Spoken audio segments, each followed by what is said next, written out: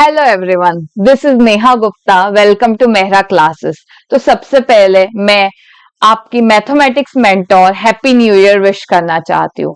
तो इस new year हम ले आए हैं आपके लिए एमपीपीएससी असिस्टेंट प्रोफेसर का कोर्स, जो सिर्फ और सिर्फ 2999 में अवेलेबल है। और इस कोर्स को परचेस करने के लिए अगर आपको कोई भी क्वेरी हो तो इस नंबर पे डायल कीजिए। मेरे हिसाब से मैं 3-4 क्वेरीज ले आई हूं, ताकि अगर आपको कोई भी प्रॉब्लम हो तो ये इस स्लाइड के थ्रू रिजॉल्व हो जाएगी। क्वेरी नंबर 1 जो स्टूडेंट्स को होती है वो ये होती है कि ma'am, marking scheme assistant professor मतलब एपी की कैसी है। एपी की मार्किंग स्कीम कैसी है? तो जैसे क्या होता है, नेट सेट में क्या होता है, linear algebra, real analysis, group theory, ring theory, ये सब का क्या होता है, वेटेज ज्यादा होता है। तो कैसे हम इतना पढ़ ले वो सफिशिएंट है, उससे हमारा एपी का एग्जाम क्रैक हो जाएगा? तो ऐसा नहीं है। एपी में 10 यूनिट्स है और ये 10 यूनिट्स इक्वल इंपॉर्टेंट है सब अपने लिए। तो हमें सारी यूनिट्स कवर करनी है, सब में इक्वल टाइम इन्वेस्ट करना है, ताकि कोई भी यूनिट स्किप नहीं करनी है, ताकि हमारे एग्जाम में हमें कोई दिक्कत ना आ जाए।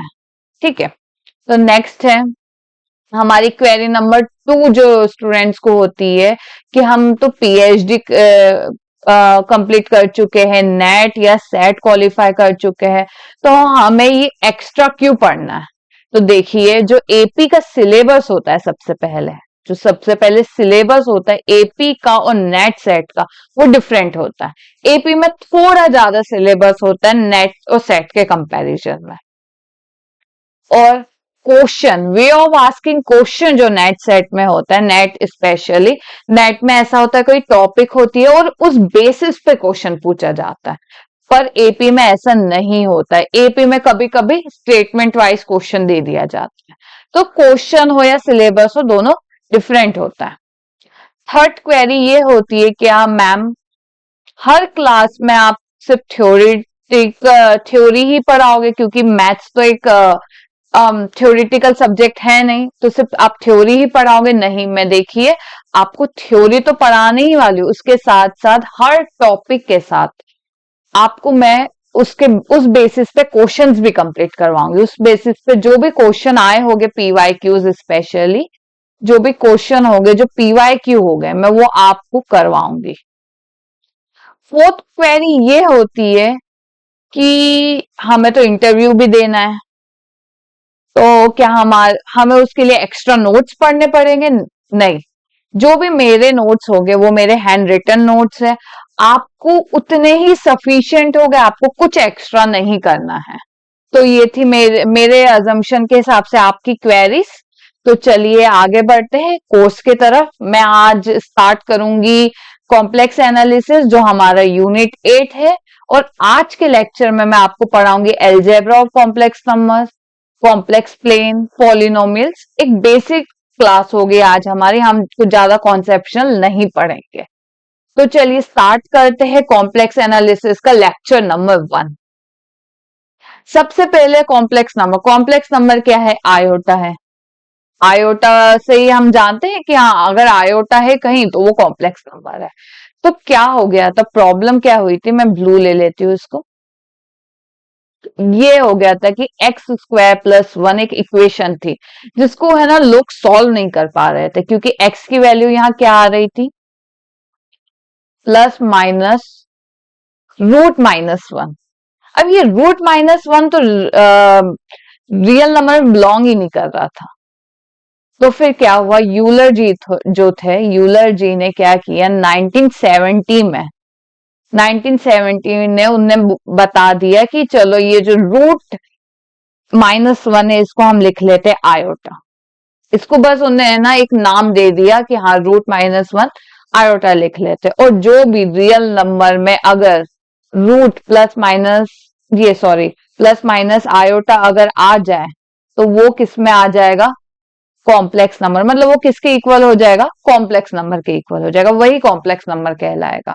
बस इतनी सी कहानी है। तो कॉम्प्लेक्स नंबर होता क्या है, z is equals to x plus iota y होता है, जहां पर x क्या है, x है एक रियल पार्ट, एक्स के है रियल पार्ट और वाई जो है वो है इमेजिनरी पार्ट। ठीक है, अब इसके दो केसेस अराइज होते, जैसे कि z is equals to x plus iota y, ये एक कॉम्प्लेक्स नंबर है। ठीक है, तो यहाँ पर दो केसेस अराइज होंगे। y को एक बार मैं 0 ले लेती हूँ तो z क्या बचेगा, z में सिर्फ x बचेगा और x क्या है, रियल पार्ट कहलाता है, तो मैं लिख सकती हूँ z इज प्योरली रियल। ठीक है, मैं लिख सकती हूँ ऐसा। इसी तरीके से अगर मैं x को 0 ले लूं तो z क्या हो जाएगा, आयोटा y हो जाएगा। तो मैं यहां पर क्या कर सकती हूँ, क्योंकि y क्या है, इमेजिनरी पार्ट है ना, y तो इमेजिनरी पार्ट है, तो मैं लिख सकती हूँ z इज प्योरली इमेजिनरी। ठीक है, बस इतना ही था, प्योरली रियल और प्योरली इमेजिनरी, इतना समझ लिया। और z is equals to x plus iota y, ये कॉम्प्लेक्स नंबर है, बस इतना ही समझना था हमें। फिर आ जाते कॉम्प्लेक्स नंबर जो होता है, मैं कोई भी नंबर हो, कॉम्प्लेक्स ही नहीं कोई भी नंबर हो, उसको दो तरीके से रिप्रेजेंट किया जाता है। एक तो कार्टेशियन फॉर्म में और जो दूसरा है वो है पोलर फॉर्म में। तो कार्टेशियन मतलब जहां पर एक्स वाई आ गया वहां कार्टेशियन फॉर्म, और अगर जहां पर आर और थीटा आ गया तो वो पोलर फॉर्म। बस इतना ही। तो देखिए यहाँ पर लिखा ही जैसे हुआ है कि जैसे मैं आपको बता भी देती हूँ डायग्राम के थ्रू कि ये मैंने ड्रॉ कर दिया, ये क्या है, एक्स एक्सेस है और ये वाई एक्सेस है और ये ओरिजिन है। यहां मैं एक पॉइंट ले लेती हूँ पी। ठीक है, यहां से एक स्ट्रेट लाइन लगा ली, ये डिस्टेंस कहलाता है। इतना डिस्टेंस क्या होगा, ये वाई है, यहां से यहां तक जो है वाई है, और यहां से यहां तक जो है वो है एक्स, ये डिस्टेंस है। तो ये पी पॉइंट क्या हो जाएगा, एक्स वाई। ठीक है, तो बस यही पी पॉइंट क्या है, जेड। क्यों, क्योंकि वो एक्स और वाई के फॉर्म में लिखा जा रहा है। तो बस इतना ही कार्टेशियन रिप्रेजेंटेशन है किसका, कॉम्प्लेक्स नंबर का। तो पोलर रिप्रेजेंटेशन देख लेते हैं, मैं इसको एक अलग स्लाइड में आपको समझाती हूँ पोलर रिप्रेजेंटेशन को। पोलर रिप्रेजेंटेशन किसका, कॉम्प्लेक्स नंबर को।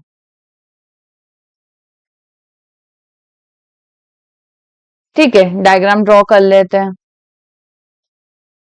पोलर रिप्रेजेंटेशन में क्या आता है, आर और थीटा ही आता है सिर्फ। ये P लिख लिया, ये एक्स एक्सिस, ये वाई एक्सिस, ये ओरिजिन, ये P।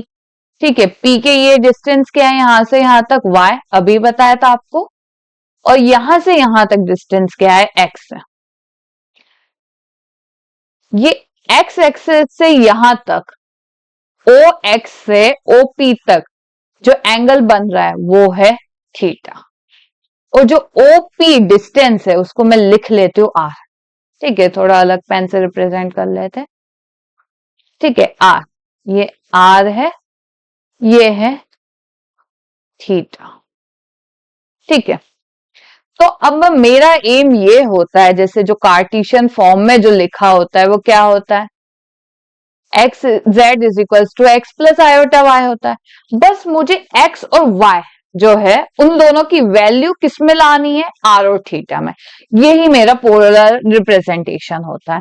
तो मैं क्या करती हूँ, मैं ट्रिग्नोमेट्रिक्स जो मैंने अपने 10th क्लास में पढ़ी है उसका यूज कर लेती हूँ। कैसे यूज करूंगी, ये ट्राइंगल देख लो, ये राइट एंगल ट्राइंगल है। ठीक है, तो यहाँ क्या होता है, कॉस थीटा ले लिया। कॉस थीटा क्या होता है, बेस अपॉन हाइपोटेनियस होता है। तो ये देखो यहाँ एंगल बन रहा है तो मतलब यही बेस हो गया। बेस क्या है, एक्स है। हाइपोटेनियस क्या है, आर है, ये हाइपोटेनियस लंबे वाली लाइन। ठीक है, तो यहां से एक्स की वैल्यू क्या मिल गई मुझे, आर कॉस थीटा मिल गई। उसी तरीके से साइन थीटा लिख लेती हूँ। साइन थीटा क्या होता है, परपेंडिकुलर होता है, ये परपेंडिकुलर है y, और होता है हाइपोटेनियस r। तो मुझे y की वैल्यू क्या मिल गई, r साइन थीटा मिल गई।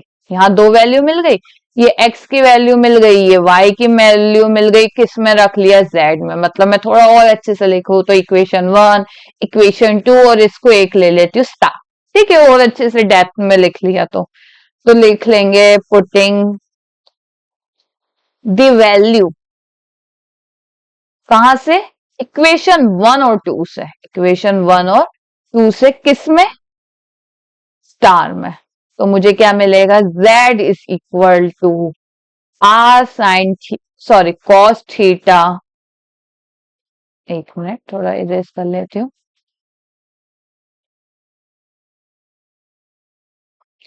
Are cos theta plus iota r sine theta. ठीक है, आर कॉमन ले लेते हैं, आर को कॉमन ले लिया तो ये हो गया cos theta plus iota sine theta. ये मेरा हो गया पोलर रिप्रेजेंटेशन, बस यही था मेरा पोलर रिप्रेजेंटेशन जो मुझे याद रखना है। और ये कार्टेशियन, ये दो चीज मुझे याद रखनी है और इसके अलावा कुछ भी नहीं। ठीक है, एक और चीज है कि इसको है ना z is equals to r e to the power iota theta भी लिखा जाता है। कैसे में लिखा जाता है मैं आपको बताती हूँ। यूलर फॉर्मूला के वजह से मैं ऐसा लिख पाती हूँ, क्योंकि यूलर फॉर्मूला ये कहता है कि cos theta plus iota sine theta क्या होता है, e to the power i theta. e to the power i theta मतलब थीटा के जगह अगर मैं कुछ भी रख लू, 2 पाई रख लू, पाई बाय 2 रख लू, माइनस पाई बाय 2 रख लू, 3 पाई रख लू, तो वो क्या हो जाता है, उसके एंगल में चले जाता है। ठीक है, जैसे ये 2 पाई आयोटा है तो क्या हो गया, उसके एंगल में चले गया। कॉस पाई 2 पाई क्या हो गया, 1 हो गया। साइन 2 पाई क्या हो गया, 0 हो गया, आंसर 1 आ गया। इसी तरीके के अगर आप e to the power iota 4 pi निकालोगे, e to the power iota 6 pi निकालोगे, या e टू द कोई भी इवन निकालोगे तो 1 ही आएगा। देख लेना, सॉल्व करके देख लेना। इसीलिए मेरा ये रिजल्ट निकल जाता है e to the power 2 pi iota n क्या होता है, 1 होता है, जहां पर n किस में बिलोंग करता है, नेचुरल नंबर में बिलोंग करता है। इसी तरीके से अगर 3 पाई में लिख लू, किसके जगह, थीटा के जगह, cos 3 पाई हो जाता है, क्या होता है cos 3 पाई -1, साइन 3 पाई क्या हो जाता है, 0 हो जाता है, तो -1 आता है। इसी तरीके से मैं कोई भी लिख लू, iota pi e to the power pi iota रख लू, e to the power 3 pi iota तो बता ही दिया, e to the power 5 pi iota, कोई भी ऑड नंबर, यहाँ पर जितने भी ऑड नंबर है उसका आंसर क्या आ जाएगा, -1। तो उसको जनरल फॉर्म में ये कहते हैं, ये रिजल्ट निकलता है कि e to the power 2n+1, 2n+ मतलब कोई भी n के जगह 1 से अगर आप वैल्यू रखोगे तो हमेशा क्या आएगी, ऑड नंबर ही मिलेगा मुझे, तो क्या आ जाता है, वो -1 आ जाता है। ठीक है, तो उसका आंसर हमेशा -1 होगा। अब दूसरी जो दो इंपॉर्टेंट चीजें हैं, यहाँ पर जैसे मैंने आयोटा के जगह माइनस लिख लिया, आयोटा की जगह माइनस लिख लिया, तो क्या हो जाएगा, एंगल में आ जाएगा, माइनस साइन एंगल में आ गया, यहाँ माइनस साइन एंगल में आ गया। मुझे ये पता है कि कॉस जो एंगल वाला थीटा होता है वो पॉजिटिव नहीं आता, उसका साइन ही गायब हो जाता है, और वहीं कहीं साइन में साइन दिखाई देता है, जो आ जाता है बाहर दिखाई देता है, निकल के बाहर आ जाता है। तो यहाँ पर मैंने एक छोटी सी गलती कर दी, वो प्लस की जगह माइनस लिखना था। ठीक है, और ये दो इंपॉर्टेंट चीज ये है कि e to the power π/2 iota मतलब ये एंगल में चले जाएगा, cos π/2 plus sine iota sine π/2 क्या आ जाएगा, cos π/2 क्या होता है, 0, और ये आयोटा होता है। इसी तरीके से माइनस का e to the power minus π/2 iota क्या हो जाएगा, cos, ये फिर से एंगल में चले जाएगा, प्लस आयोटा साइन -π/2, तो ये पॉजिटिव हो जाएगा। ये तो आप कर ही सकते हो, अब आपको समझ आ ही गया, और इसका आंसर आ जाएगा माइनस आयोटा। क्यों, देख लीजिए, साइन π/2 1 होता है और ये तो 0 होता है, और ये 1 होता है। ठीक है, इसी तरीके से था यूलर फॉर्मूला, और मैं ये पोलर फॉर्म को एक्सपोनेंशियल फॉर्म में भी रिप्रेजेंट कर सकती हूँ। बस कैसे? Cos theta plus iota sine theta को बस मुझे क्या लिखना है, e to the power iota sine theta. तो देख ली, मुझे लगता है आपको ये सब समझ में आ ही गया होगा। रिप्रेजेंटेशन था, बस ये एक फॉर्मूला था जो हमें याद रखना था। एक और चीज है जो आपको कोई क्वेश्चन आ सकता है इस बेसिस पे, जो है डी मॉर्वस थ्योरम, जो हमने 12th क्लास में पढ़ी। कुछ ज्यादा कठिन नहीं है कि e to the power iota and theta, ये तो पता ही है, जो एंगल आ गया ये अभी मैंने बता दिया। तो कभी कभी ऐसा हो जाता है cos theta plus iota sine theta to the power n. तो कोई कोई स्टूडेंट्स क्या करते हैं कि उसको पूरा सॉल्व करना रखते हैं पावर्स को।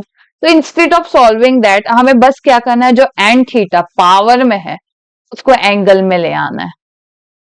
इसी तरीके से ऐसा नहीं है बीच में प्लस हो या माइनस हो, answer will be the same. तो ये जो पावर में है वो क्या हो जाएगा, एंगल में आ जाएगा, क्योंकि इस तरीके के ही बेस पे क्वेश्चन बनते हैं। तो ये आपको टाइम सेविंग फॉर्मूला है।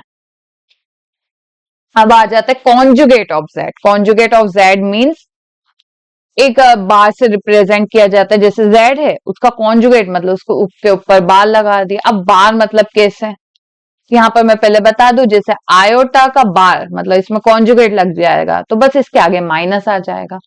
और अगर वही माइनस आयोटा का बार हो तो माइनस तो वैसे ही रहेगा, आयोटा बार के जगह क्या हो जाएगा, माइनस आयोटा हो जाएगा, जो प्लस आयोटा ही होता है।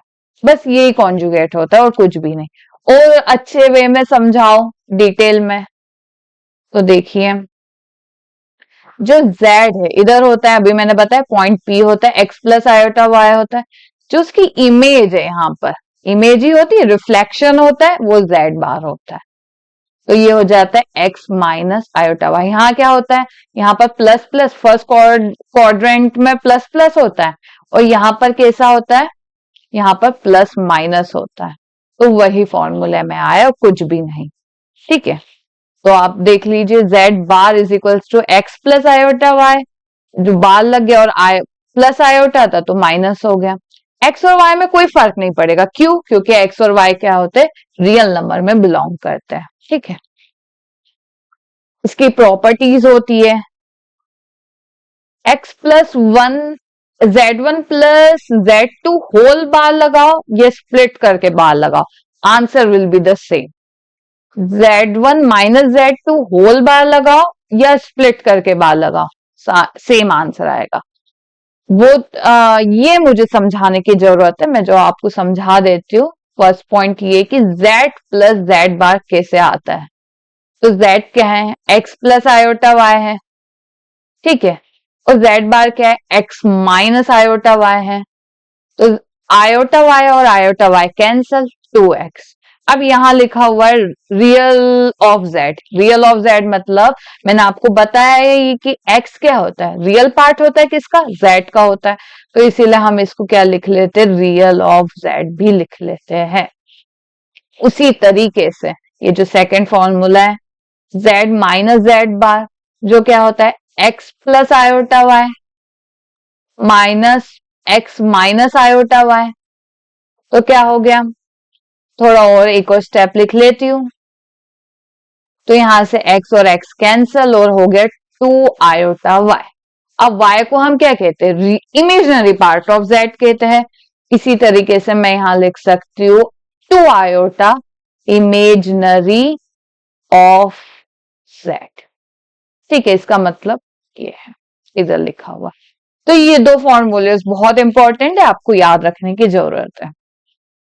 अब वही अगर मल्टीप्लाई में है और फिर बार है या स्प्लिट करके बार है, आंसर विल बी सेम। इसी तरीके से अब ये डिवाइड वाला भी देख सकते हैं, अगर होल बार है या अलग अलग करके बार है तो भी कर सकते हैं। अगर बार में कह रही हूं तो वो मतलब कॉन्जुगेट ही होगा।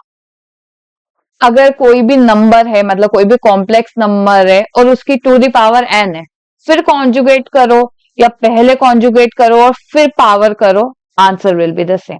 ये मैं आपको समझा देती हूँ एग्जाम के थ्रू। जैसे आयोटा है, मैंने बार ले लिया मतलब कॉन्जुगेट ले लिया तो माइनस आयोटा होगा।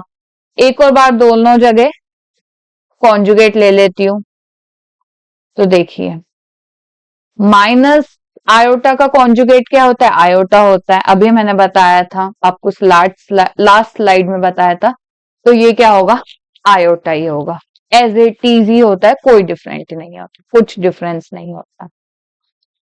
अब आ जाते मॉडुलस ऑफ जेड पे। मॉडुलस ऑफ जेड मतलब अगर कोई भी जेड एक कॉम्प्लेक्स नंबर है तो मॉडुलस ऑफ जेड क्या होता है? एक्स प्लस आयोटा वाई होता है, जिसे हम इस तरीके से भी लिखते हैं। अब ये है ना, आर भी लिखा जाता है, इसे आर की तरह भी रिप्रेजेंट करते हैं। मैंने जैसे पोलर में आपको, यहाँ पोलर में आपको बताया था, तो एक और है, मैं आपको, जैसे मैंने आपको एक्स और वाई को आर और थीटा में कन्वर्ट करना सिखाया था, अब मैं आपको जो आर और थीटा है उसको एक्स और वाई के टर्म्स में लिख के रिप्रेजेंट करके बताती हूँ। जैसे ये हमारा डायग्राम है, यहाँ डायग्राम ड्रॉ कर लेती हूँ। ये हो गया एक्स एक्सिस, ये हो गया वाई एक्सिस, और ये ओरिजिन। ये अब मैंने कलर चेंज कर लेती हूँ। ये हो गया आर, ये जो था एंगल थीटा था, यहां से यहां तक की डिस्टेंस एक्स, ये पॉइंट पी, और ये यहां से यहां तक की डिस्टेंस हो गया वाई। ठीक है, अब ये आर और एक्स और वाई कैसे कनेक्टेड है मैं ये आपको बताती हूँ, ताकि हम मॉडुलस ऑफ कॉम्प्लेक्स नंबर को और अच्छे से समझ सके। तो देखिए, देखिए यहाँ पर मैं यूज करती हूँ, ये राइट एंगल ट्राइंगल था, तो मैं यहाँ यूज कर सकती हूँ पाइथागोरस थ्योरम। पाइथागोरस थ्योरम, ठीक है। तो ये कहती है कि जो हाइपोटेनियस है उसका square is equal to base का स्क्वायर और परपेंडिकुलर का स्क्वायर। बेस मतलब x square plus y square, और आर क्या हो जाएगा? Root x square plus y square, जो क्या है आप देख ही सकते, मॉडुलस ऑफ जेड के इक्वल है। तो यहां से ये पता चलता है कि मॉडुलस ऑफ जेड क्या होता है? आर कहलाता है। तो यहां से ये भी आपको पता चल गया। जैसे यहां पर लिखा है कि मॉडुलस ऑफ जेड क्या है, बस एक्स के जेड के जगह मैंने वैल्यू रख ली, और इसको, ये जो मॉडुलस होता है वो एक डिस्टेंस ही होता है, तो इस तरीके से हम डिस्टेंस को फाइंड आउट करते हैं, जो होता है root x square plus y square, जो आर के टर्म्स में भी हम लिख सकते हैं। ठीक है, अब इसकी कुछ प्रॉपर्टीज होती है। ये जो फर्स्ट प्रॉपर्टी है ये कहलाती है ट्राइंगल इनइक्वालिटी, आपने पहले भी शायद पढ़ी हो। इसे हम कहते हैं ट्राइंगल इनइक्वालिटी, जो कहती है modulus of Z1 plus Z2 is lesser than और equal to Z1 modulus plus Z2 modulus. ठीक है, एग्जाम्पल दे देती हूँ, जैसे मैंने यहाँ ले लिया Z1 को मैं ले लेती हूँ 3, Z2 को ले लेती हूँ -5, तो इन दोनों का मॉडुलस जो होगा वो क्या होगा? 1 प्लस -5, जो हो जाएगा 2। इसी तरीके से Z1 modulus plus Z2 modulus क्या हो जाएगा? 3, ये हो जाएगा mod of 3 plus mod of 5, जो हो जाएगा 8 हो जाएगा। ये -5 का मतलब 5 ही आ जाएगा। ठीक है, मैं इस तरीके से लिख लेती हूँ, डायरेक्टली लिख लेती हूँ। 3 प्लस 5 जो क्या है 8। आप देख लीजिए कि 2 इज ऑलवेज लेस देन और इक्वल टू 8, 8 बड़ा होता है। तो यहां से मैंने ये आपको फर्स्ट प्रॉपर्टी प्रूफ करके बता दी। इसी तरीके से आप सेकंड प्रॉपर्टी भी देख सकते हैं, पर याद रखिए ये होता है modulus of Z1 minus Z2 is greater than. ये थोड़ा सा अंतर ये होता है, बाकी दोनों आप इसी एग्जाम्पल के थ्रू आप इसको भी प्रूफ कर सकते हैं। पर मल्टीप्लाई में थोड़ा केस डिफर हो जाता है कि अगर Z1 Z2 का मॉडुलस लो और दोनों का अलग अलग मॉडुलस लो, मतलब Z1 modulus multiply Z2 modulus, दोनों के बीच में क्या साइन होता है? इक्वेलिटी, मतलब दोनों इक्वल ही होगा। उसी तरीके से अगर वो डिवाइड में हो कि मैंने 2 नंबर ले लिया, कोई भी 4/2 ले लिया, मॉडुलस लगा लिया 2 आएगा, या माइनस ले लो, तो -2 आएगा, ये 2 हो जाएगा, ये अलग अलग करके लो। ये -4 था तो 4/2 मतलब 2, आंसर सेम ही आएगा। ठीक है, फिर ये है कि मतलब अगर z का मॉडुलस लो और उसमें पावर लगा लो, या z लो उसमें पावर लगाओ फिर उसमें मॉडुलस लगाओ, तो आंसर सेम आएगा। ये भी एक प्रॉपर्टीज है जो आपको याद रखनी है, क्योंकि ये आ जाता है और कभी कभी मैं आपको एक क्वेश्चन करवाऊंगी जिसमें डायरेक्ट प्रॉपर्टी से ही पूछा गया है। अब ये एक इंपॉर्टेंट प्रॉपर्टी है, मैं ये आपको सॉल्व करके बता देती हूँ। जैसे z मॉडुलस तो आपको पता ही है x² + y² होता है। ठीक है, -z का बता देती हूँ। -z मतलब माइनस बाहर आ गया और z क्या है, x + i/y है, तो ये क्या हो गया, -x हो गया, -i/y हो गया। इसका वही यूनिट जो हमारा फॉर्मूला है, -x² + yx²। अब ये आप देख ही सकते कि ये प्लस ही आ रहा है, ये सेम है। इसी तरीके से ये कॉन्जुगेट वाला देख लेते हैं। कॉन्जुगेट मतलब x - i/y, तो इसे हम कैसे लिख सकते, x² + -y²। देख लीजिए आप, ये सेम आ रहा है और ये भी सेम ही आएगा, सेम ही आएगा। ये इंपॉर्टेंट है, ये प्रॉपर्टी इंपॉर्टेंट है, इसको मैं बता देती हूँ कैसे आता है। ये तो आपको पता है, ये तो मैंने अभी बताया। जैसे कि ये है, ये जो 7 प्रॉपर्टी है, ये 6 थी।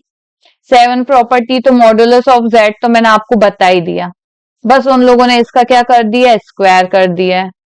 स्क्वायर कर दिया तो मेरा ये आंसर आएगा। ठीक है, ये तो आपको पता है। पर z/z कैसे आया, मैं ये बता देती हूँ। x + i/y z को लिख लिया, x - i/y इसको लिख लिया, z को लिख लिया, तो आंसर क्या आएगा, x² - i/y का स्क्वायर, जो क्या होता है x² + y²। आपको पता ही होगा कि i/² क्या होता है, -1 होता है। आयोटा तो एज इट इज होता है। आयोटा का क्यूब क्या होता है, ये देखो, इसको इस तरीके से लिख सकते हैं, आयोटा इंटू i/² आयोटा, और ये -1 तो माइनस आयोटा हो जाएगा। i/4 जो होता है 1 होता है, ये मैं मान के चल रही हूँ कि ये आपको पता ही है। ठीक है, तो आप देख लीजिए, ये x² + y² जो क्या है, z बार है। ठीक है, तो देख लीजिए ये तीनों क्या आ गया, इक्वल ही आ गया। ये तीनों क्या आ गया, ये तीनों इक्वल आ गया। ये बहुत इंपॉर्टेंट फॉर्मूला है और कभी कभी कोई भी प्रॉपर्टी बेस पे क्वेश्चन आ जाता है, तो याद रखना बहुत जरूरी है। नेक्स्ट चीज ये आप देख लीजिए, ये एक प्रॉपर्टी है और आप कोई भी एग्जांपल लोगे तो ये जरूर उसको सेटिस्फाई करेगी, जो आपको याद ही रखना है। नेक्स्ट है कि जो मॉडुलस का होता है, मॉडुलस मतलब हमेशा एक पॉजिटिव वैल्यू होती है, या तो वो पॉजिटिव ग्रेटर देन 0 होगी या तो इक्वल टू 0 होगी। पर इक्वल टू 0 में एक केस बन जाता है कि ये modulus of z equal to 0 तभी होगी जब z खुद ही इक्वल टू 0 होगा। ठीक है, अदरवाइज वो पॉजिटिव होगी। और ये रियल वैल्यूड है। रियल वैल्यूड क्यों, क्योंकि जो ये मॉडुलस ऑफ z है वो क्या है, √x² + y²। अब √x² + y² मतलब x और y हमेशा किस में बिलोंग करते हैं, रियल वैल्यू में, तो ये किस में बिलोंग करेगा, ये भी रियल ही वैल्यू होगी। ठीक है, अब आ जाते हैं argument of complex number. Argument of complex number के दो तरीके होते हैं। इसका पहला तरीका ये होता है, एक ये आर्ग्यूमेंट होता है ऑफ कॉम्प्लेक्स नंबर। ठीक है, आर्ग्यूमेंट ऑफ z लिख लेते हो। और दूसरा जो होता है जिसको हम किससे रिप्रेजेंट करते हैं, बड़ा वाला ए और z से। ठीक है, मैं बता रही हूँ और एक्सप्लेन करूंगी। और दूसरा होता है general argument, general argument of z, जो छोटे वाले z से छोटे वाले ए से रिप्रेजेंट करते हैं। बस इतना सा फर्क है, बट फॉर्मूले में भी थोड़ा बहुत फर्क है, यहाँ पर तो इतना है। ठीक है, ये दो तरीके के हैं, मैं आपको समझाती हूँ। थोड़ा सा आपको समझाती हूँ कैसे होता है। तो कलर थोड़ा चेंज कर देते हैं, ब्लू रख लेते हैं। मैं ड्रॉ कर देती हूँ। ये एक्स एक्सिस है, ये वाई एक्सिस है, ये ओरिजिन है। अभी मैंने बताया ये आर था और ये थीटा, ये मैंने बताया अभी आपको। तो जो एक्स एक्सेस से ये पी पॉइंट है जो एक्स और वाई है, एक्स एक्सेस से कितना ओपी जो है वो एंगल बना पा रहा है, कितने एंगल पे वो इंक्लाइंड है टुवर्ड्स किस पे, एक्स एक्सेस पे, वही कहलाता है आर्ग्यूमेंट ऑफ जेड। जो क्या है, ये बड़ा वाला ए वाला है, ठीक है। अब छोटा वाला ए से समझ लेते हैं। कभी कभी ये हो सकता है कि ये जो थीटा है ये ये वाला ये जो थीटा यहां से यहां तक है, कभी कभी ये घूम के भी यहां आ सकता है, ठीक है। ये एक रोटेट हो गया तो 2 पाई हो जाएगा। अगर ये 2 रोटेट करके यहां तक की वैल्यू बता रहा है तो ये हाँ 4 पाई हो जाएगा, ठीक है। ये है 360 डिग्री, है ना। 2 पाई 360 डिग्री होता है। अगर ये 2 बार रोटेट हो रहा है तो 360 × 2, ठीक है। तो वो क्या हो जाता है, वो छोटा वाला ए वाला, मतलब वो जनरल आर्ग्यूमेंट ऑफ जेड हो जाता है, ठीक है। इसके रोटेशन के ऊपर डिपेंड करता है, मतलब वो जो एंगल है वो रोटेट करके यहां तक बन रहा है तो ये जनरल आर्ग्यूमेंट ऑफ जेड हो जाता है, ठीक है। तो देख लीजिए, आर्ग्यूमेंट ऑफ जेड जो होता है वो थीटा होता है, ठीक है। अब थीटा का फॉर्मूला भी निकाल सकते हैं। कैसे निकालते हैं मैं आपको बताती हूँ। जैसे ये थीटा है, यहां था, मैं थोड़ा सा दूसरा पेन, हाँ, यहां से यहां की डिस्टेंस थी y और यहां से यहां की डिस्टेंस थी x, ठीक है। इतनी डिस्टेंस थी। अब थीटा ये राइट एंगल था, राइट एंगल ट्राइंगल था, तो मैं tan थीटा को क्या परपेंडिकुलर अपॉन बेस लिख सकती हूँ, मतलब y/x लिख सकती हूँ, जहां से मैं थीटा की value tan inverse by y/x लिख सकती हूँ। तो यही मेरा है, क्या है, थीटा क्या है यहाँ पर, आर्ग्यूमेंट ऑफ जेड है, जो क्या है tan इनवर्स y/x, यही मेरा फॉर्मूला है, ठीक है। अब कभी कभी ये हो जाता है, क्वेश्चन में ऐसा आ जाता है कि आर्ग्यूमेंट ऑफ जेड ना लिख के वो क्या लिख लेते हैं, एम्पलीट्यूड ऑफ जेड, जिसका मतलब सेम है, कुछ डिफरेंस नहीं है, ठीक है। और प्रिंसिपल वैल्यू, मतलब जो वैल्यू होती है आर्ग्यूमेंट ऑफ जेड की, वो कहां से कहां वेरी करती है, -पाई से पाई तक, ठीक है। अब मैं ये general argument of complex number है, इसका मैं आपको फॉर्मूला बता देती हूँ यहीं से, क्योंकि वो एक रोटेशन होता है। तो जो जनरल आर्ग्यूमेंट ऑफ जेड का फॉर्मूला होता है वो यही होता है, argument of Z plus 2n पाई, मतलब वो कितने रोटेशन, जहां n किस में बिलोंग करता है, जेड पे बिलोंग करता है, वो कितने रोटेशन लेके यहां आ रहा है, यही मैटर करता है और कुछ भी नहीं। अब हम समझ लेते हैं ये कुछ प्रॉपर्टीज है, पहले वो देख लेते हैं कि argument of z1 plus z2 is z1 into z2 is equal to argument of z1 plus argument of z2। ये लॉग, जो मैं अगर इसको याद करने का तरीका बताऊं तो जो लॉग का फॉर्मूला होता है, लॉग का भी यही होता है, mn is equal to log m plus log n, यही होता है। लॉग m/n का जो फॉर्मूला होता है वो होता है log m minus log n, यही होता है। उसी तरीके के आर्ग्यूमेंट के भी फॉर्मूले होते हैं जो आपको याद रखना। Argument of z to the power n जो होता है, यहाँ पर देखिए लॉग, ये 1 था, ये 2 था, थर्ड में ये होता है कि log m to the power n होता है, जो n क्या होता है आगे आ जाता है, उसी तरीके से ये भी फॉर्मूला है। आर्ग्यूमेंट ऑफ z कॉन्जुगेट जो होता है वो माइनस आर्ग्यूमेंट ऑफ z होता है, ठीक है। आर्ग्यूमेंट ऑफ जीरो डिफाइन नहीं है, आर्ग्यूमेंट ऑफ जीरो डिफाइन नहीं है। और अगर आर्ग्यूमेंट ऑफ, ये कभी कभी क्वेश्चन आ जाता है कि कोई भी z मतलब कुछ भी ले लो, अगर इसके अंदर कुछ भी z कॉम्प्लेक्स नंबर है, अगर वो 0 या पाई के इक्वल है, तो हमेशा z क्या हो जाएगा, प्योरली इमेजिनरी। अगर मैं आपको बताऊं तो अगर z अगर 0 या पाई के इक्वल है तो वो हमेशा क्या हो जाएगा, 0 यहां से, ये π/2 यहाँ होता है, पाई यहाँ होता है और -π/2 ऐसा इस तरीके से होता है।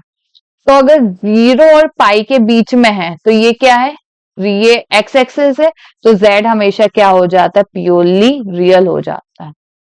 और अगर z आर्ग्यूमेंट ऑफ z ±π/2 है, ±π/2 की इक्वल है, मतलब ये y एक्सिस है, तो z क्या हो जाता है, प्योरली इमेजिनरी होता है।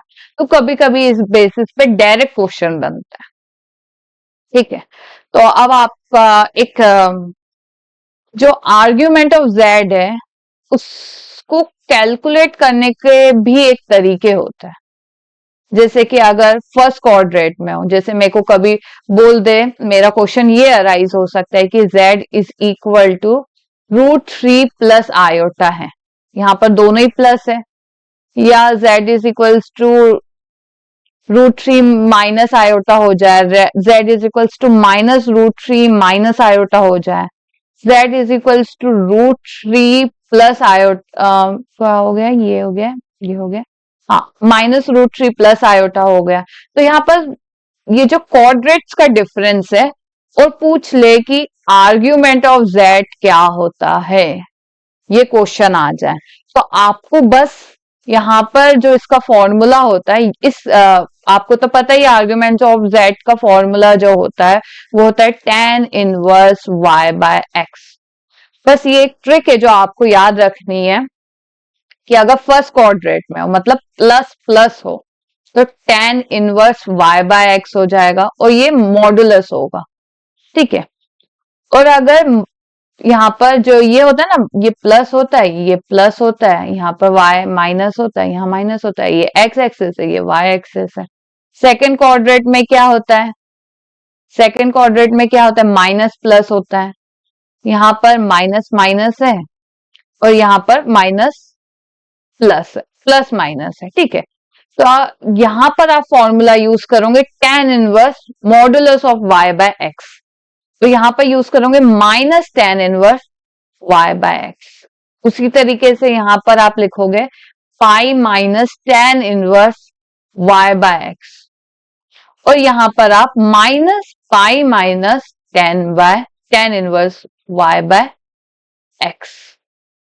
तो ये एक फॉर्मूला है, मैं आपको थोड़ा और अच्छे से बताती हूँ डिटेल में कि जैसे कि यहाँ पर देखिए, यहाँ पर प्लस प्लस है, मतलब दोनों ही x और y पॉजिटिव है, मतलब x और y यहाँ पॉजिटिव होते, तो यहाँ का मुझे अगर पूछ ले कि z is equals to √3 plus iota दिया है और पूछ ले आर्ग्यूमेंट ऑफ z क्या है, तो मैं सबसे पहले ये देखूंगी कि अच्छा यहाँ पर x और y प्लस प्लस है, तो मैं यहाँ क्या फॉर्मूला अप्लाई करूंगी, फर्स्ट क्वाड्रेंट वाला जो है tan इनवर्स, यहाँ पर z tan इनवर्स y/x। यहाँ tan इनवर्स y क्या है, y देख लीजिए 1 है और अपॉन √3 है।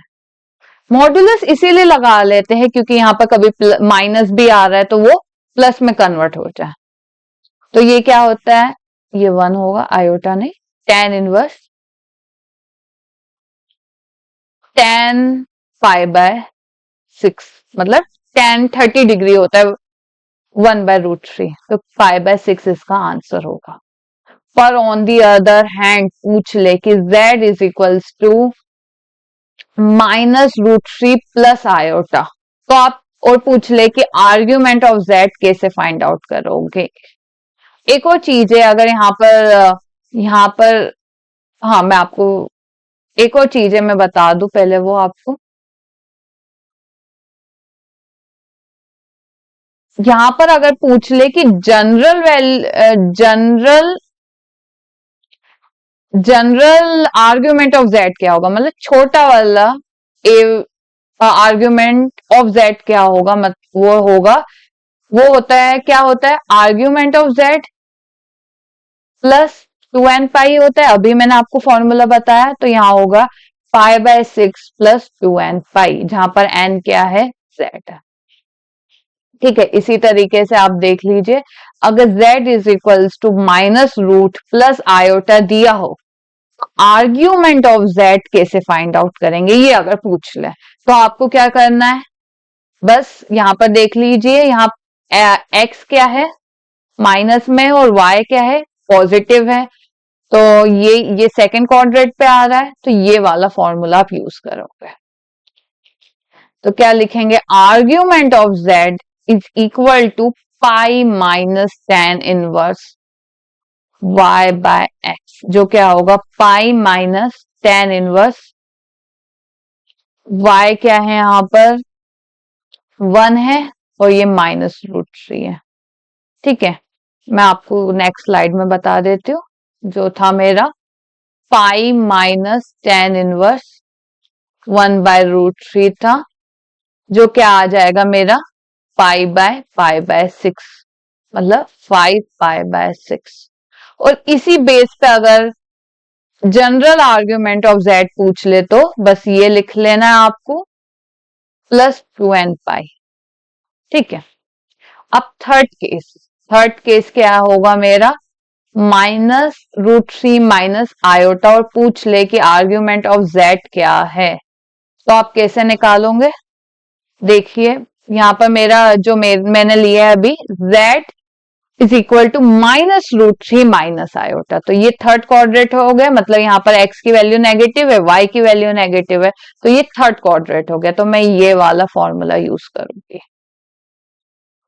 जो होगा argument of z is equal to minus pi minus tan inverse modulus of x y by x, जो क्या है -पाई, और ये देखिए मैंने अभी आपने निकाल चुका है पाई/6 है, और ये -5 पाई/6 हो जाएगा।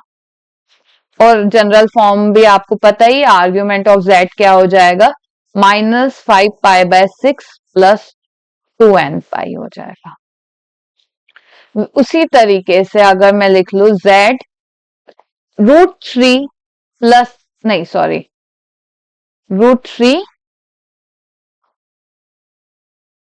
हाँ माइनस आयोटा, तो आर्ग्यूमेंट ऑफ z क्या होगा बता देते हैं, देख ही लीजिए, √3 माइनस आयोटा, अभी मैंने इस एग्जांपल में लिया है जहां पर ये है प्लस है और ये माइनस है, तो प्लस और माइनस, ये फोर्थ क्वाड्रेंट में आ रहा है, तो यहां मैं फॉर्मूला यूज करूंगी minus tan inverse modulus of x by y by x, तो मुझे पता है आप यूज अब आप कर पाएंगे शायद,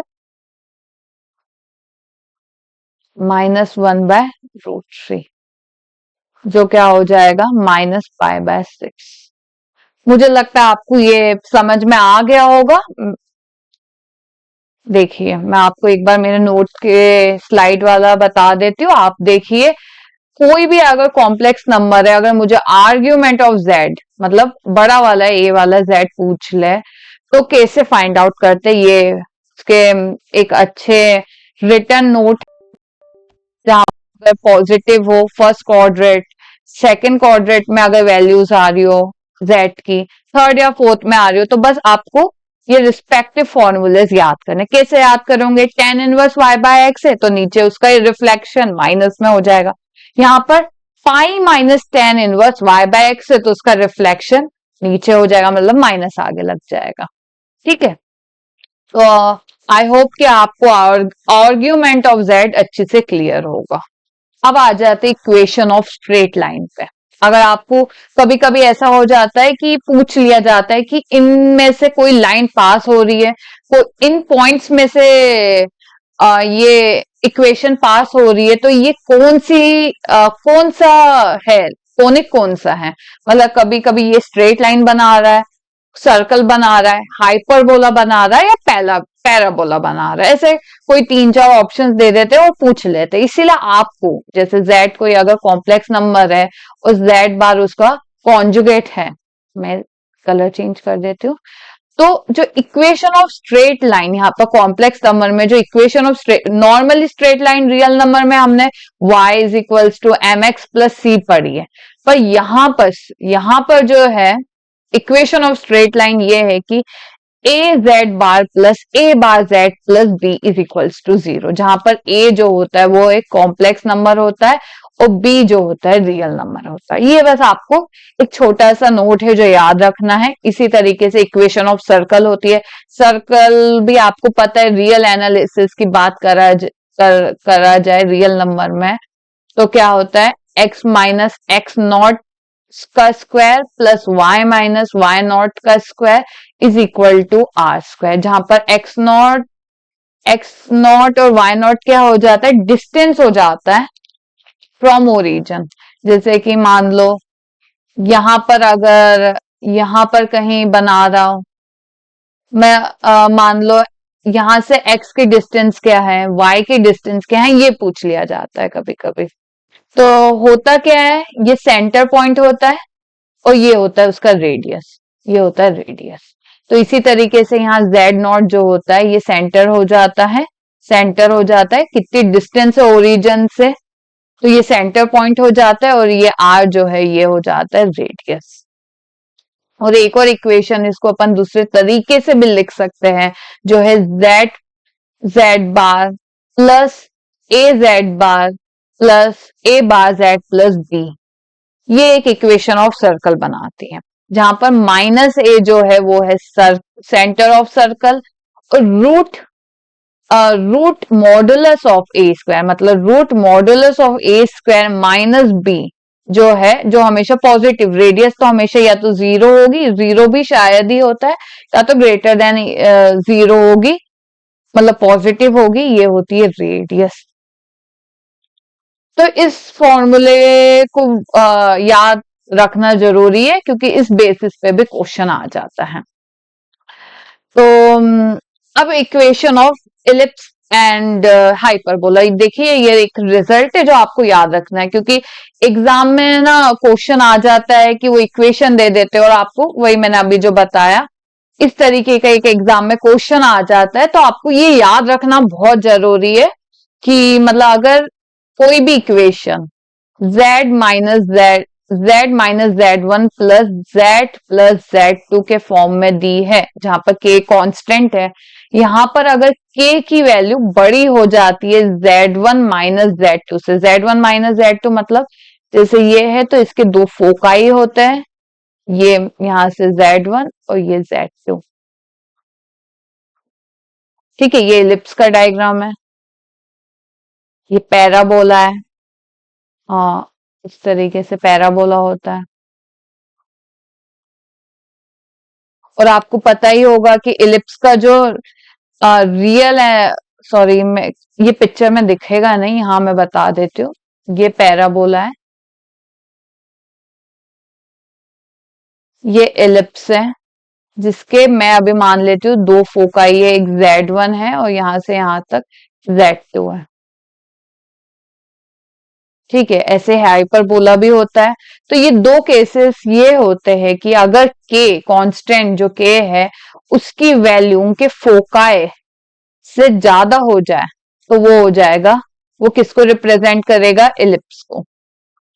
और अगर k की वैल्यू कम हो जाए z1 माइनस z2 से, वो रिप्रेजेंट करेगा हाइपरबोला को। बस ये फॉर्मूले से अगर आप इसके प्रूफ में घुसेंगे तो बहुत ज्यादा टाइम हो जाएगा, बट ये आपको याद रखने, क्योंकि इस पे डायरेक्ट क्वेश्चन आया है जो मैं आपको बताऊंगी, ठीक है। यही था आज के लिए हमारा थ्योरेटिकल पार्ट, जिसमें हम लोगों ने ये देखा कि कॉम्प्लेक्स नंबर होता है, कॉन्जुगेट ऑफ कॉम्प्लेक्स नंबर क्या होता है, फिर हमने मॉडुलस भी पढ़ा, modulus of complex number, argument of complex number, फिर हमने सब जितने भी कोनिक्स थे उनके इक्वेशंस भी पढ़ी। आ जाते फर्स्ट क्वेश्चन पे। तो आप मैं चाहूंगी कि आप इस वीडियो को, अगर अपना लाइव क्लास चलेगी तो मैं आपको टाइम दूंगी सॉल्व करने के लिए, तो अभी तो मैं यही चाहूंगी कि आप इस वीडियो को पॉज कीजिए, 2 मिनट तक पॉज कीजिए, एक बार खुद से सॉल्व कीजिए, पूरा आप खुद से एक बार सॉल्व कर देते हैं, और फिर उसको चालू करके आप फिर मेरे तरफ से आंसर देखिए। तो मैं आपको बता देती हूँ इसका आंसर क्या है। देखिए यहाँ पर ये दिखा है let z cube is equals to z bar where z is a complex number, किसमें, यूनिट सर्कल। अब यूनिट सर्कल क्या है, यूनिट सर्कल है क्या, यूनिट सर्कल मतलब जिसका ओरिजिन 0 0 हो और रेडियस क्या हो, 1 हो। यूनिट का मतलब क्या होता है, 1। ठीक है, तो यहाँ पर आप ये पता चलता है कि एक सर्कल है जिसका जिसका ओरिजिन 0 है और रेडियस 1 है। अभी मैंने आपको इक्वेशन बताई है किसकी, सर्कल की। देखिए यहाँ पर बताइए इक्वेशन ऑफ सर्कल, ये वाले यूज कर सकते हैं हम लोग, जो ये कहता है कि यहाँ पर अगर ये z नॉट क्या होता है, सेंटर, और r क्या होता है, रेडियस। आ जाते हैं, मतलब इक्वेशन ऑफ सर्कल क्या कहती है कि z माइनस जेड नॉट, जहां पर z नॉट क्या है, सेंटर है, और r क्या है, रेडियस है।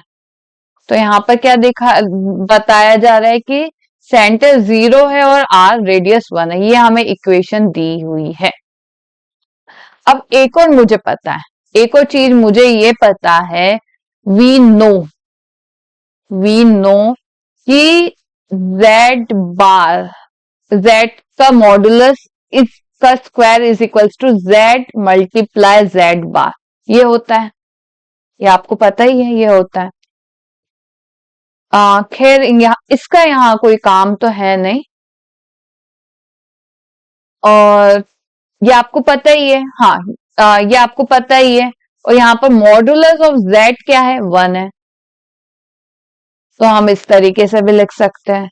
ठीक है, और z बार क्या है, 1/z, या इसको नीचे ले आई हूँ, बस इतना ही किया है। ठीक है, तो मैं अब क्वेश्चन अराइज होगा कि मैंने ऐसा किया क्यों, क्योंकि यहाँ पर जो z बार, जो मेरे को ये इक्वेशन गिवन है, ये z बार वाली जो इक्वेशन गिवन है, मुझे यहाँ से z बार हटाना था, क्योंकि आप देख सकते कोई भी ऑप्शन में z बार नहीं नजर आ रहा है।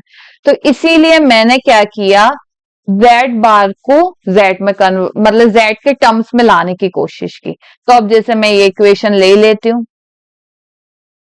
मैंने ये इक्वेशन ले लेती हूँ, z क्यूब यहां से ले लेती हूँ, z cube is equals to z bar. अब z बार की तो वैल्यू मैंने यहाँ फाइंड आउट कर ली है, z क्यूब क्या हो जाएगा, एज इट इज, z बार क्या है, 1/z, तो z टू द पावर 4 क्या हो जाएगा, 1। ये देखिए, ये सिंपल था, ये जो भी मैंने अभी तक आपको फॉर्मूलाज पढ़ा है उस बेसिस पे ही आया, कुछ एक्स्ट्रा नहीं है। तो देखिए option C is my answer, ये CUET 2022 में आया था। अब आ जाते हैं ये क्वेश्चन देखिए, आप जरूर ट्राई कीजिए अभी, क्योंकि ये MPPSC असिस्टेंट प्रोफेसर 2022 में आया है। और argument of z minus 1 upon z plus 1 is equal to π/3 दिया हुआ है, और पूछा हुआ है कि ये कौन से इक्वेशन को रिप्रेजेंट करता है।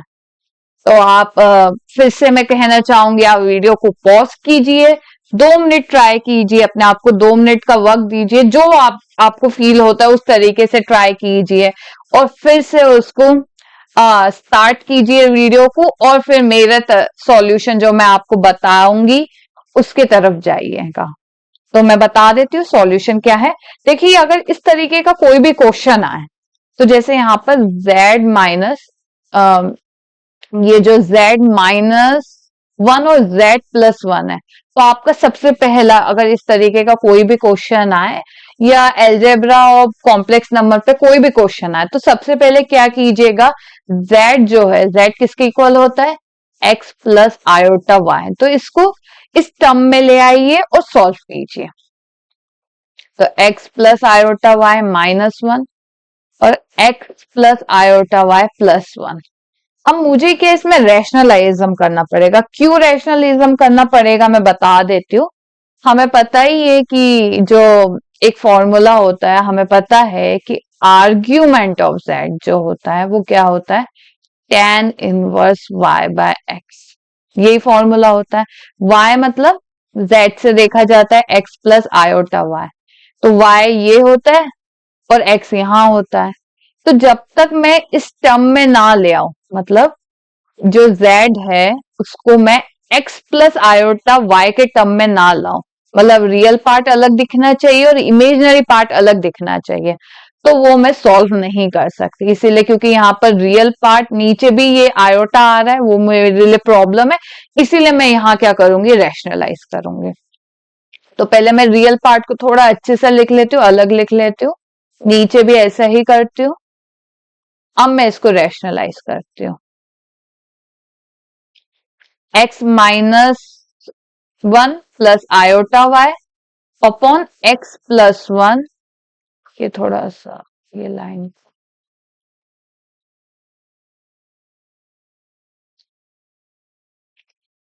प्लस आयोटा y रैशनलाइज कर दिया, x plus 1 minus iota y upon x plus 1 minus iota y। तो फिर देखिए यहां पर क्या आएगा, नीचे मल्टीप्लाई करूंगी तो आ जाएगा x प्लस 1 का स्क्वायर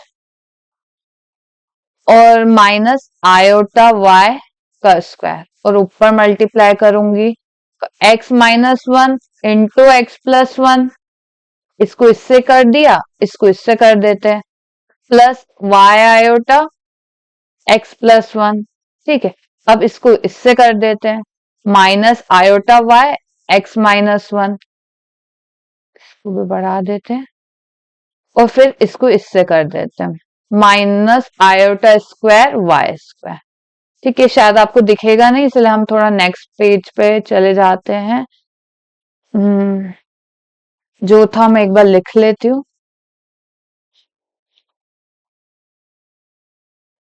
x प्लस 1 का square minus iota square y square था, और ऊपर x minus 1 x plus 1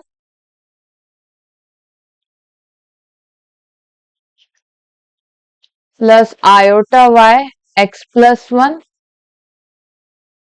minus iota y x minus 1 minus iota square y square. इसको थोड़ा और सॉल्व कर देते हैं। ये हो जाएगा x square minus 1 plus iota x y plus iota y minus iota y x plus iota y plus y square हो जाएगा। ठीक है, नीचे हो जाएगा एक्स स्क्वायर एक्स प्लस 1 का स्क्वायर, तो ये iota square minus minus minus plus y square. यहाँ देखिए ये कैंसल हो रहा है, बच रहा है x square plus y square minus 1, ये रियल पार्ट है, और इमेजिनरी पार्ट बच रहा है आयोटा वाई। ये आयोटा वाई 2 आयोटा वाई, और नीचे हमारा रियल पार्ट ही है, देख लीजिए कहीं आयोटा नहीं आ रहा है। तो जो z यहाँ पर हमें दिया हुआ था, z माइनस, थोड़ा पेन का कलर चेंज करते हैं, z माइनस 1 और z प्लस 1, तो ये क्या आ जाता है मेरा z माइनस 1 और z प्लस 1, ये वैल्यू हमने निकाल दी है। अब आर्ग्यूमेंट, और उनने क्या दिया हुआ है कि argument of z minus 1 upon z plus 1 क्या है, पाई बाय 3 है। तो वैसे आर्ग्यूमेंट मैं बता देती हूँ, z माइनस 1 और z प्लस 1 क्या है, पाई बाय 3। तो यहाँ क्या हो जाएगा, tan इनवर्स, या मैं आपको इस तरीके से लिख के बता देती हूँ यहीं पर ही।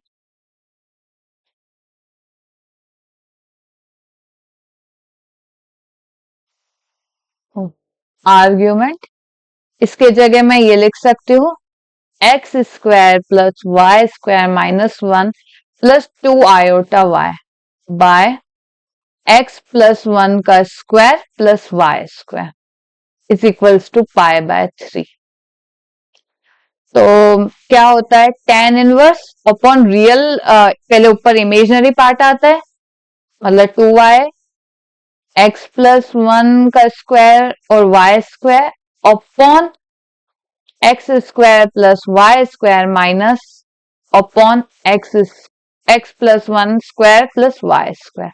मतलब ये जो था ये रियल इमेजिनरी पार्ट था और ये रियल पार्ट था, बस उसको इस तरीके से लिख लिया π/3।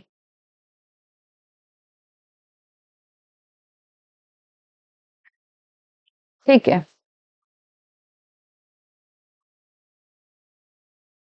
अब मैं लिख सकती हूं, ये देखिए नीचे का कैंसिल, इसको कैंसिल कर सकते, 2y/x², 2y² - 1 और tan क्या हो जाएगा π/3। तो π/3 क्या होता है, tan √3 होता है।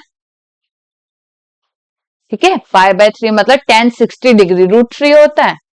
तो बस यहाँ √3 नीचे ले आते हैं, x² + y² - 1, इसको लिख सकते हैं x² + y² -2y √3 अपॉन 1, 1 को इधर कर दिया और 2y/√3 को इधर कन्वर्ट कर दिया।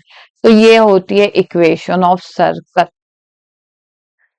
ये होती है इक्वेशन ऑफ सर्कल। तो आंसर होगा सर्कल। था थोड़ा लेंथी था, बट हम लोग कर सकते हैं क्योंकि पूरा सॉल्विंग पार्ट है, कुछ ऐसा नहीं है कि कहीं एक्स्ट्रा दिमाग लगाना है, पूरा उसको सॉल्व करते करते जाना है। बस आपको ये याद रखना है कि अगर ऐसा कोई भी क्वेश्चन आए और इस तरीके का कोई भी क्वेश्चन आए अलजेब्रा ऑफ कॉम्प्लेक्स नंबर से, तो आपको बस इतना याद रखना है कि z को मैं क्या कर दूं, x + i/y के फॉर्म में लिखूं और उसके हिसाब से सॉल्व कर दूं, बस इतना याद रखना है, इससे ज्यादा कुछ भी नहीं। चलिए तो अब फिर नेक्स्ट क्वेश्चन पे चलते हैं। पहले मैं आपको बता दूं,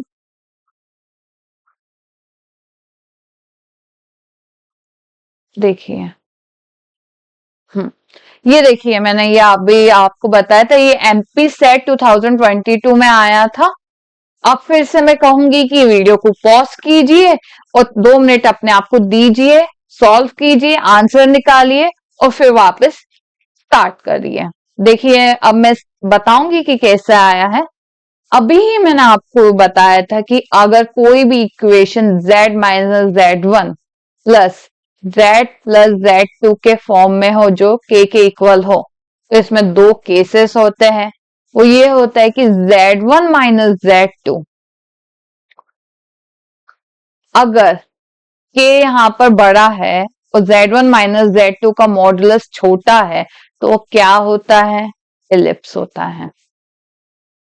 और अगर z1 - z2 अगर बड़ा है मॉडुलस का, तो ये क्या होता है, हाइपरबोला होता है। ठीक है, ये हाइपरबोला होता है।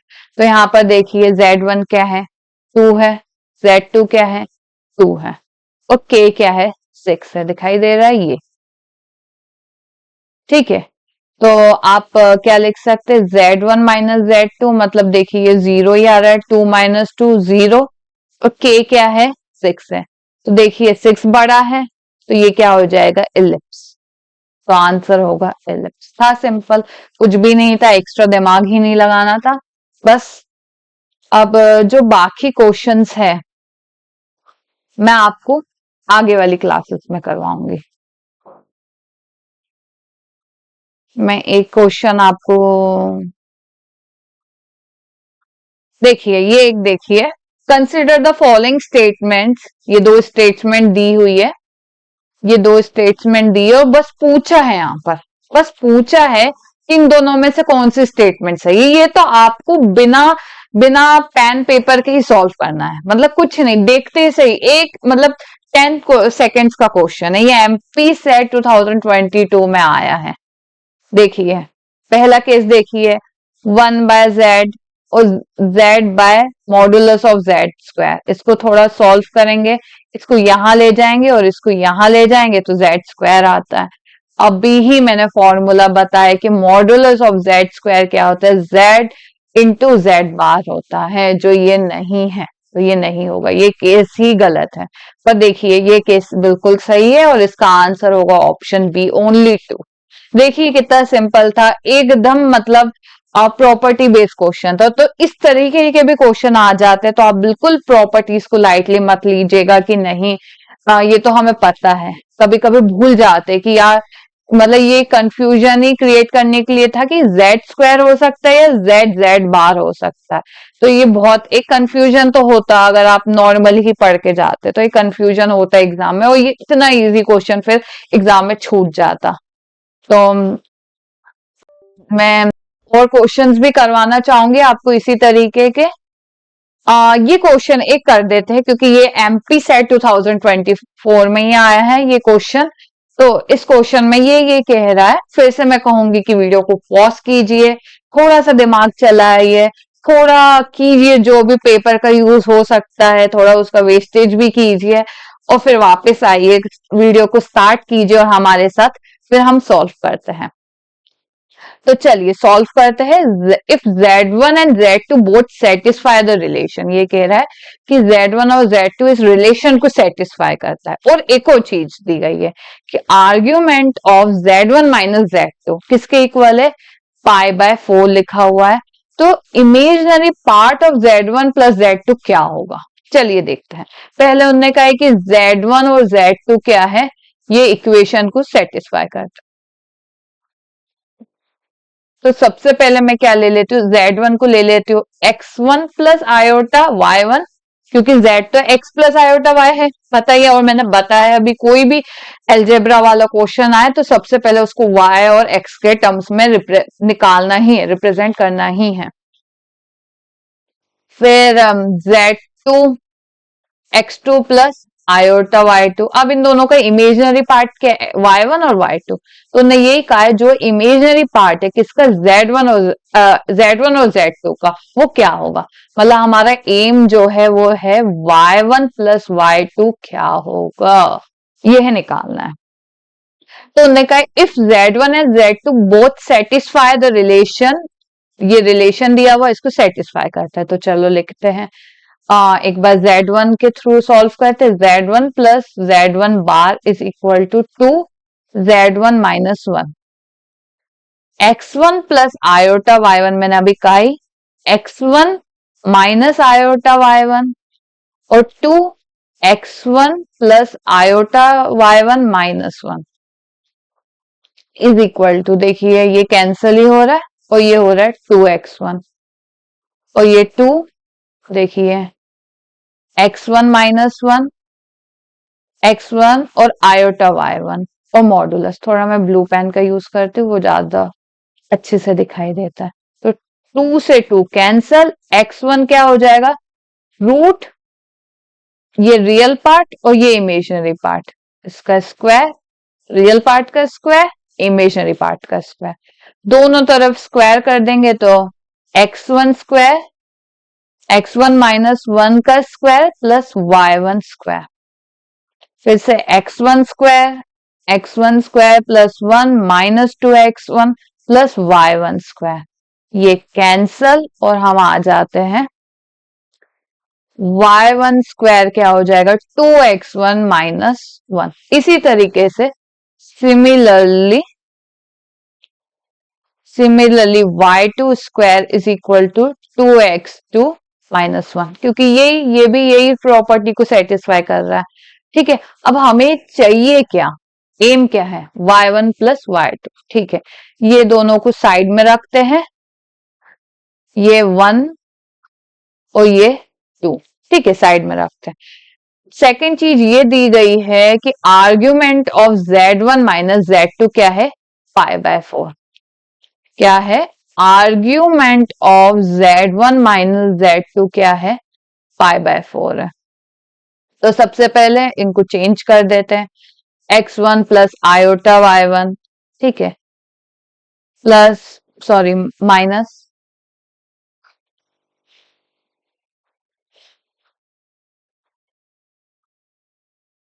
ओ सॉरी पूरा इरेज हो गया। Argument of Z1 minus Z2 क्या है, π/4 है, ये दिया है। Next argument of x1 plus iota y1, z1 को लिख दिया, minus x2 plus iota y2 is equal to pi by. फिर इसको मैं और थोड़ा से रियल पार्ट और इमेजिनरी पार्ट अलग कर देती हूँ। x1 minus x2 plus iota y1 minus y2। आपको पता ही है, देखिए वैसे मैंने आपको बताया कि आर्ग्यूमेंट ऑफ z क्या होता है, tan inverse y by x होता है ना। तो आप कंफ्यूज ना हुई, क्योंकि मोस्टली पेपर में हमेशा ये लिखा आता है, ये स्मॉल ए में लिखा आता है, तो ये हम यही मानेंगे, ठीक है, यही होता है इसका मतलब। तो tan inverse y1 minus y2 by x1 minus x2 pi by 4।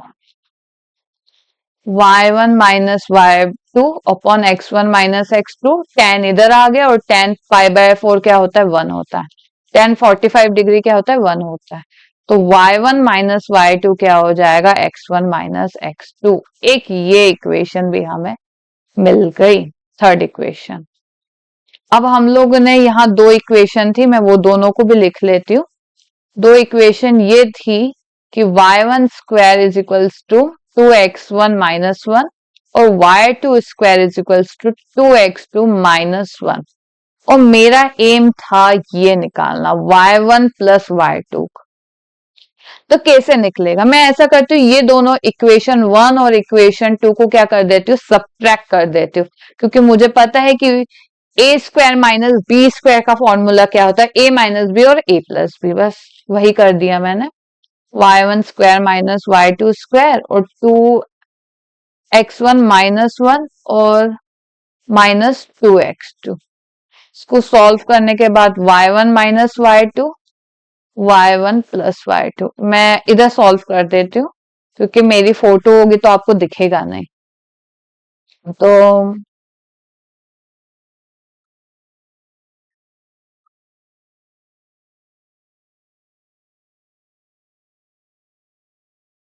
ठीक है, ये इधर, ठीक है, y1 माइनस y2 और y1 प्लस y2 क्या हो जाएगा, 2x1 माइनस x2 और 1 और 1 कैंसल हो जाएगा। y1 माइनस y2 क्या है, x1 minus x2, x1 minus x2 और y1 प्लस y2 2 है, x1 माइनस x2। तो देखिए ये कैंसल हो गया और y1 प्लस y2 क्या बचा, 2 बचा, और मेरा आंसर क्या है, 2। तो देखिए 2 ऑप्शन है, ऑप्शन नंबर सी मेरा आंसर है। तो देखिए बहुत ही, अगर आप सॉल्व करेंगे प्रैक्टिस में आएगा तो ये बहुत इजी पड़ेगा, ज्यादा कुछ हार्ड नहीं है। बस आपको z को हमेशा x और y के टर्म्स में लाना, ये मेरा एम होना चाहिए। ठीक है, तो आज के लिए इतना बहुत ज्यादा हो गया, बाकी क्वेश्चंस हम बाद में करेंगे। तो फिर मैं आपको बोलना चाहूंगी कि ये न्यू ईयर हम आपके लिए ले आए हैं, ये कोर्स आप हमारा 2999 में परचेस कर सकते हैं। लिमिटेड ऑफर है, 5 जनवरी तक ही ये ऑफर है। और कोई भी अगर आपको क्वेरी हो तो इस नंबर को डायल कीजिए, मेहरा क्लासेस ऐप आप डाउनलोड कीजिए, वहां से कोर्स परचेज कीजिए और कोई यूट्यूब चैनल सब्सक्राइब कीजिए, हमारे साथ व्हाट्सएप में जुड़ सकते हैं ताकि आपको कोई भी अपडेट हो हमारे चैनल के बारे में तो आपको मिलती रहे। थैंक यू सो मच और कल मिलते हैं।